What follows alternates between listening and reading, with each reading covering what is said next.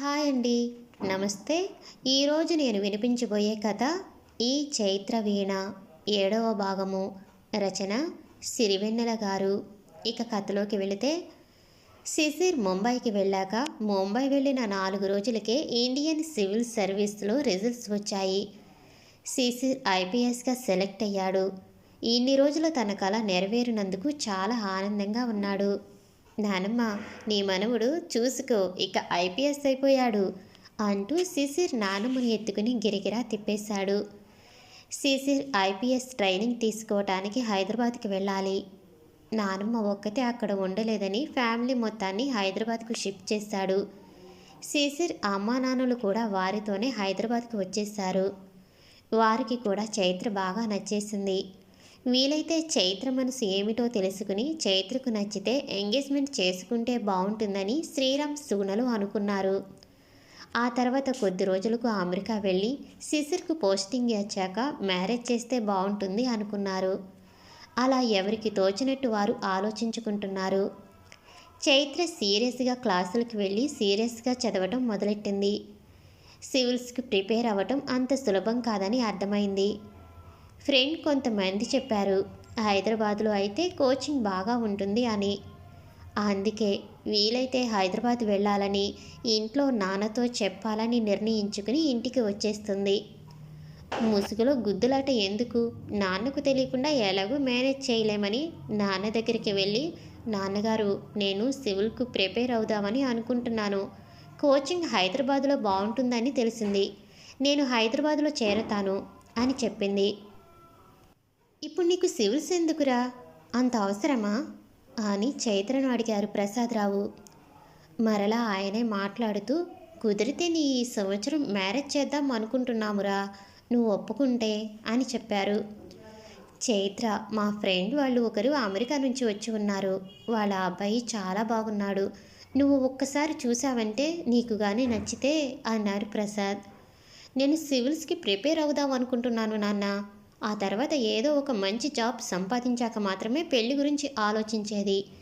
ఈ లోపల పెళ్లి గురించి మర్చిపోండి ప్లీజ్ అంది చైత్ర. నాకు 2 years టైం కావాలి అంది చైత్ర. ఆ తర్వాత పెళ్లి గురించి నేను ఏ విషయం చెప్పేది అని చెప్పింది చైత్ర. ఓకే బంగారు తల్లి, నువ్వు ఎలా చెబితే అలాగే. నువ్వు ఎంచక్క ప్రిపేర్ అవ్వు, నా సహాయ సహకారాలు ఎప్పుడూ ఉంటాయి. ప్రొసీడ్ అని ఆప్యాయంగా దగ్గరికి తీసుకుని తల నిమిరి వెన్ను తట్టాడు ప్రసాదరావు. శ్రీరామ్కు ఫోన్ చేసి చెప్పాడు చైత్ర చెప్పిన విషయం. 2 సంవత్సరాల తర్వాత పెళ్లి చేసుకుంటుందో లేదో చెబుతుందట. అప్పటిదాకా మీ అబ్బాయికి పెళ్లి చేయకుండా ఆపాలి. తీరా వెయిట్ చేశాక అప్పుడు నేను చేసుకోను పొమ్మంటే మీరు మరలా ఫీల్ అవ్వాల్సి వస్తుంది. అందుకే నేను ఏమీ చెప్పలేను, దేనికైనా పెట్టి పుట్టి ఉండాలి కదా అంటూ బాధగా చెప్పాడు ప్రసాదరావు. ఓస్, దానికెందుకు అంత బాధపడటం, ఎలాగూ ముందుగా చెప్పారు కదా చైత్రకు పెళ్లి చేసుకోవటం ఇష్టం లేదని. అది శిశిరికి వదిలే. చైత్ర చెప్పినట్లు 2 సంవత్సరాలు ఎదురు చూద్దాం. 2 సంవత్సరాల కాలం అంటే ఎంతసేపు, ఇట్టే చకచక తిరిగిపోదు అన్నాడు శ్రీరామ్. ప్రసాదరావు వాళ్ళు మళ్ళీ ఏం ఫీల్ అవుతారో అని భయపడుతున్నాడు. అలాంటిది శ్రీరాములు అలా పాజిటివ్గా మాట్లాడేసరికి ప్రసాదరావు కూడా హ్యాపీగా ఫీల్ అయ్యాడు. శ్రీరామ్ సుగుణలు ప్రస్తుతానికి పెళ్లి ఎంగేజ్మెంట్ ఏమీ లేకపోయేటప్పటికీ శ్రీరామ్ సుగుణలు 1 నెల రోజుల తర్వాత అమెరికాకు వెళ్ళిపోయారు. చైత్ర హైదరాబాద్లో ఒక ఇన్స్టిట్యూట్లో సివిల్ సర్వీసెస్ కోసం కోచింగ్ చేరింది. ఒకరోజు చైత్ర తన ఫ్రెండ్తో కలిపి షాపింగ్కి వెళ్ళి రూమ్కు వెళ్తూ ఉంది. వారి వెనుక ఎవరో ఒక ఆకతాయిలు వారిని కొంచెం అల్లరి పెడుతూ ఉన్నారు. చైత్ర తన ఫ్రెండ్ చాలా ఇబ్బందికరంగా ఫీల్ అవుతూ ఉన్నారు. చైత్ర వాళ్ళు బస్సు ఎక్కారు. వాళ్ళు కూడా బస్సు ఎక్కారు. వాళ్ళు చైత్రకు చాలా దగ్గరగా ఆనుకుంటున్నట్టు నిలబడినారు. ఏ మిస్టర్, కొంచెం దూరంగా జరుగు అని చెప్పింది చైత్ర. అమ్మడు, నీ బస్సు ఏమన్నా నీ బాబుది అనుకుంటున్నావా అంటూ వారిలో ఒకడు వెకిలిగా నవ్వాడు. అంతే, నీ బాబుది అనుకుంటున్నావురా అంటూ వాయిస్ వినిపించింది. ఫట్మని వాడి చెంప పేలింది. వాడు అలా చెంప పట్టుకుని నిలబడిపోయాడు. బస్సులో వారంతా చిత్రంగా చూస్తున్నారు. చైత్ర కూడా ఎవరా అని ఒకసారి అలా చూసి షాక్ అయింది. శిశిర్ అలా శిశిర్ని చూడగానే శిశిర్ ఇక్కడికి ఎలా ఎప్పుడు వచ్చాడో అర్థం కాలేదు. పైపెచ్చు ఏం మాట్లాడాలో అర్థం కాక శిశిర్ను అలా చూస్తూ ఉండిపోయింది. కళ్ళతోనే తన కృతజ్ఞతలు తెలియజేసింది. చైత్ర వాళ్ళు దిగిన స్టాప్లోనే శిశిర్ కూడా దిగి కొద్ది దూరం అనుసరించాడు. థ్యాంక్ యూ అండి అంది. అంతకన్నా ఏం చెప్పాలో అర్థం కాలేదు. ఓకే పర్వాలేదు అన్నాడు శిశిర్. మీరు ఇక్కడికి ఎలా వచ్చారు? ముంబైలో కాదా మీరు ఉండేది అంది చైత్ర. శిశిర్ తను ఇక్కడికి ఎందుకు వచ్చాడో చెప్పాడు. చైత్ర మాత్రం ఎందుకు వచ్చావు అని అడగలేదు.